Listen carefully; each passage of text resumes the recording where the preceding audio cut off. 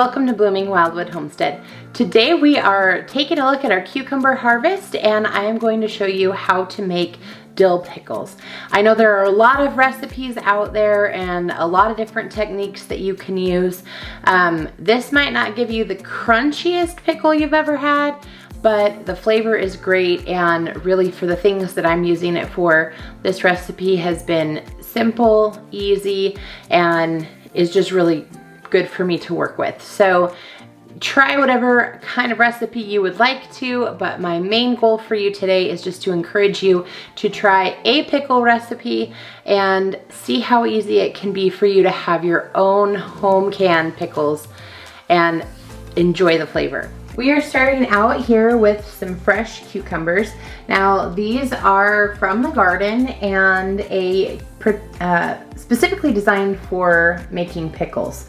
You'll notice that they have a little bit more spine than you might find in your cucumbers you buy in the store, but they will hold up a little bit better for canning. Now, I've gone ahead and washed these already so that they don't have dirt on them and they're good to go.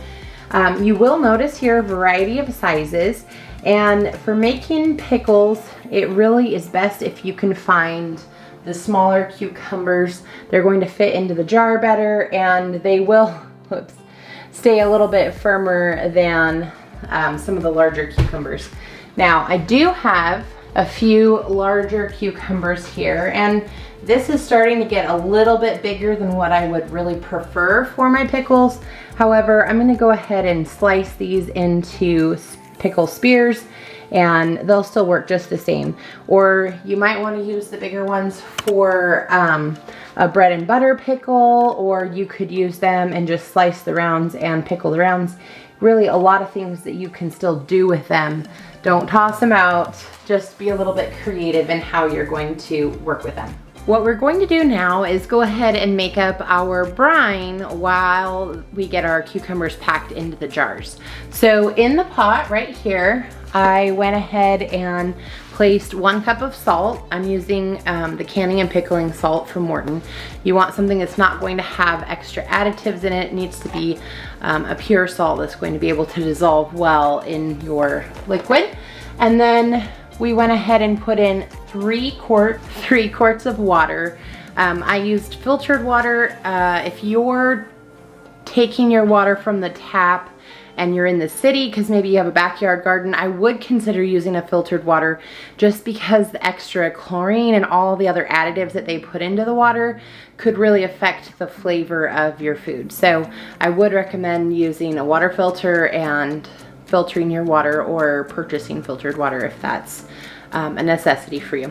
And then I went ahead and added 1 quart of vinegar. You want to make sure that your vinegar has at least 5% or 6% acidity. So check on the front, it should say somewhere. It's really important that you are having that acid content, as that's going to be part of what helps to preserve your food. So we're going to let the mixture come to a boil, stirring periodically because we want that salt to dissolve really well. And then while that's working, we'll be able to get our jars packed, and hopefully everything will be on track. While the brine was coming to a boil, I went ahead and began preparing the jars. I'm canning mine in pints because it's just for me and I don't need that many pickles at one time. But I would recommend, if you're canning for a family, go ahead and do up 1 quart at a time. It's a little bit easier to get all of your cucumbers in the jar. Plus it saves you on the number of lids you're going to use, because you won't need quite as many. Now, speaking of lids, I prefer to do my cucumbers in the wide mouth pint jars. You can see here that it doesn't really have a neck on it. Nothing tapers, it just goes straight up and down. So it's a little bit easier to get cucumbers inside of the jar. However, that being said, I don't have very many wide mouth jars available at this particular point. And at least in my area, wide mouth lids are really hard to find. And when you can find them, they're really expensive. So I'm going to use the 5 wide mouth jars that I have first. But I am looking at using the regular mouth jars as a backup if I need to. So one of the things I would recommend if you end up needing to use a regular mouth jar, you might consider doing the spears in those jars because it's a little easier to bend and fit and try and get them in there. Or if you decide to do rounds and just slice in rounds, you could do that in the regular jars, and that would be my best recommendation. You can kind of see here how this tapers, and because of that taper, that's what makes it a little bit trickier to try and get the cucumbers in and really get them to fit the way that they need to. So those are just a couple of tips that I have for you. When I said that I prepared the jars, these are clean, sterilized jars, and I went ahead and put in 2 cloves of garlic. So I had some fresh garlic here that I went ahead and peeled and then added into the jar, and then I put in 1 sprig of dill if it was larger like this one is, or if they are a little bit smaller, like this one's a little bit smaller, I might put 2 of those in the jar. And the same is true for a quart jar. You kind of use the same thing. I like to put in the dill and the garlic first because I'm gonna try and pack in as many as I can of the cucumbers, and so once they're packed in, it's really hard to try and get the extra stuff into the jars around that. You wanna just be able to add the brine and then be done. So we're gonna take a look here and see how things go. All right, so we're gonna get started. If you like playing games like Tetris, you're going to love this because our goal right now is to try and pack in as many cucumbers as we can. We really want to make sure that it doesn't come up above that ring line because you want some room for it to be able to expand or do its thing as it's boiling. So I'm gonna start with my larger cucumbers. One of the things that I've not done before, but I'm gonna give a try this year, is trimming off the end where the blossom is. So as I already told you, these might not be the crispiest cucumbers, but one of the things that I've been reading is that if you trim off the end where the blossom is, it will keep your cucumbers a little bit firmer as they pickle because of the fact that there is pectin inside of this end of the cucumber. So if you leave it, it continues to soften the cucumber. So I'm just gonna trim that. And you can see here we've got a nice little base, but I've got some room where I'm gonna try and add some smaller cucumbers and really pack those guys in. I have 2 different varieties that I'm working with here. So we've got a couple of different shapes. One is a little bit straighter, like these are, and then some of them are a little more of the cone shape. So that might make a difference when you're trying to figure out what you're gonna be able to fit.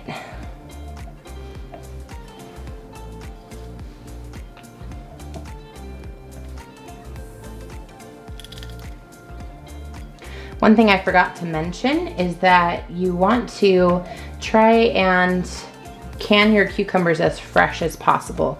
So I like to pick early in the morning so that they don't heat up and soften in the garden. And then if you can can them that day, that's ideal. I picked these yesterday and I had some other things going on, so I couldn't get them canned yesterday. And we're just gonna say that's okay. Sometimes it's the way it goes. So if you can't get to them right away, make sure that you put them in the refrigerator so that they stay nice and cool. Okay. Well, that guy's not gonna fit in there. So I have now fit as many cucumbers as I can inside the jar, trying not to go over the line. You can see I did a little bit here. I might move him over there. I think it'll be all right. And then as we finish up, we'll add that brine. So I'm gonna go ahead and pack the rest of my jars and then I will show you how we add the brine. All right, so I already filled up my 5 wide mouth pint jars. Now I'm going to be working on the narrow mouth. So I just wanted to show you really quick what I mean when I say I'm going to go ahead and do spears.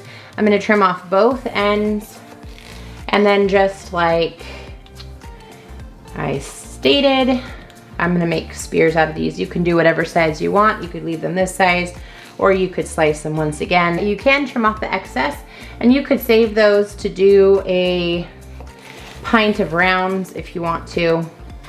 It's really up to you, whatever you want to do.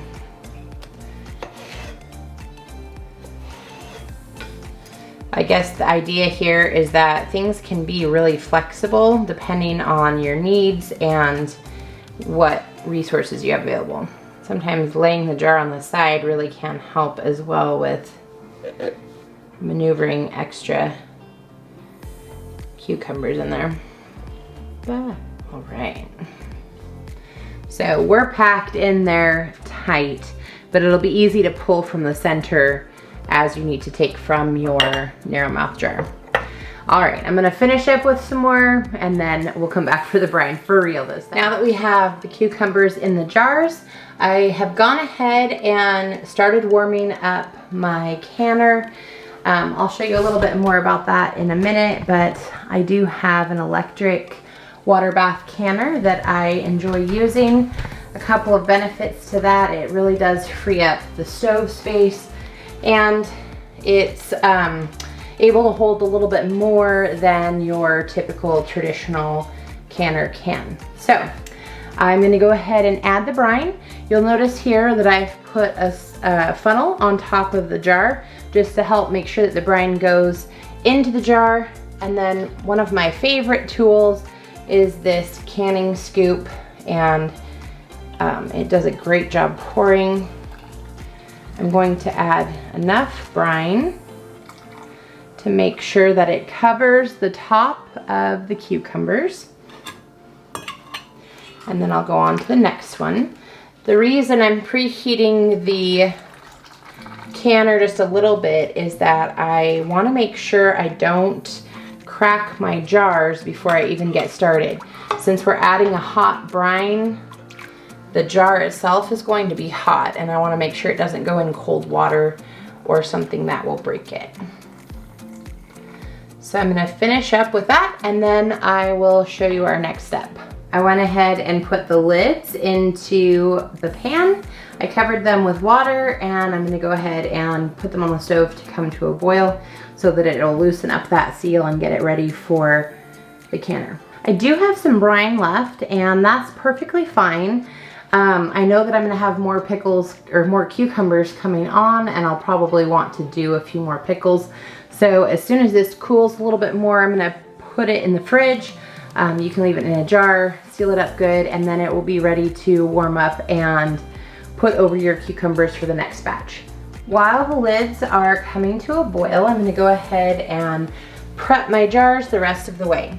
So I'm going to put a knife down on the side just to make sure that all the air bubbles are taken care of, and make sure that the brine can get all the way around.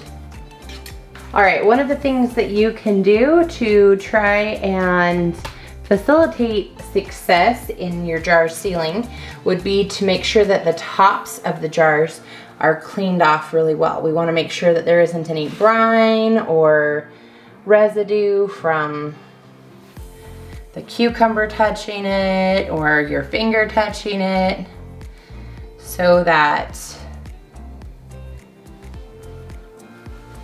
it has the best possible chance of sealing. There's always a chance it won't, but we like to try and give it the best chance possible.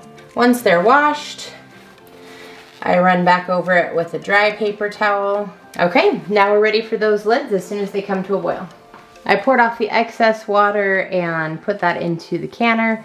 And now I'm going to show you one of my other favorite tools. This right here has a, there we go, magnet on the end of it. And that allows you to pick up the hot cap without touching it with your fingers.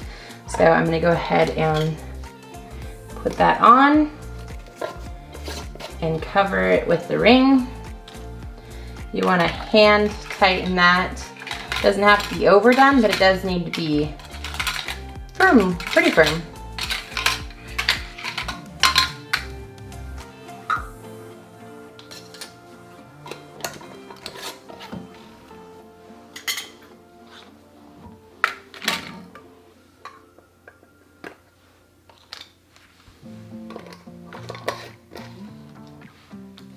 Once I have a few that are done and I want to kind of get them out of the way, I will go ahead and put them in the worm canner.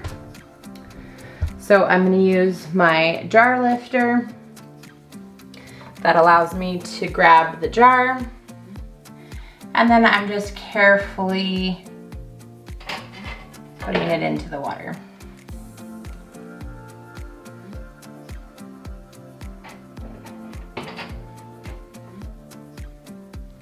I'm not sure exactly how many my canner is going to hold because I do have a combination of wide mouth and narrow mouth. So we'll see if we can get them all to fit in one load.